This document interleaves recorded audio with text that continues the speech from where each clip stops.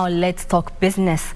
Agriculture Cabinet Secretary nominee Mithika Linturi says he will accelerate the rollout of genetically modified organisms in the country. Linturi has defended Cabinet's move to lift the ban on GMOs, saying there is no official research that shows that they are harmful to humans and the environment. The CS nominee has further said he will deepen the use of warehouse receipt systems to help farmers access cheap credit and storage facilities. Last month, the Cabinet approved the cultivation and import of genetically modified organisms, lifting the ban that was imposed by the government in 2011. The decision has generated mixed reactions in the public domain. Appearing before the Parliamentary Committee on Appointments, Agriculture Cabinet Secretary nominee Mithika Linturi has said he will work with all relevant institutions to hasten the adoption of GMO crops in Kenya. Linturi said the only way to deal with the food crisis facing the country is through the adoption of latest technology and mass irrigation systems. The CS nominee has further said he will introduce a countrywide farmers database to streamline the sector and ensure efficient disbursement of subsidies.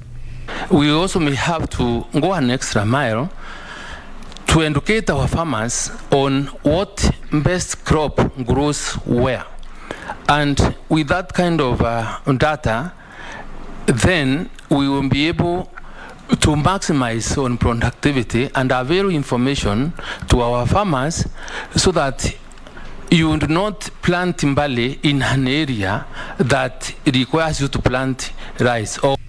The committee also quizzed the CS on what he plans to do to boost struggling subsectors like dairy, livestock and aquaculture. Farming in coconut, in cashew nut, in Biksa at the coast has not been given the due attention that it is supposed to have.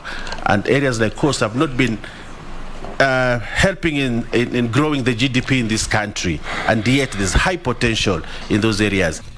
Linturi says his office will bank on building synergies with the county governments in the adoption of a warehouse receipt system, helping farmers access proper storage facilities and use their products as collateral. Parliament approved the Warehouse Receipt System Act, providing a legal framework for its development and governance. What are your plans to ensure that farming becomes profitable and that the farmers are assured of predictable income, so that you can capture these young people who are unemployed? Many of them are afraid of that, and many of them, because of failure for a guaranteed way of trying to assess what incomes or what you can be able to predictably be able to assess from a crop have made it very difficult for many of our children to engage in it. Hibak Said for Lunchtime News.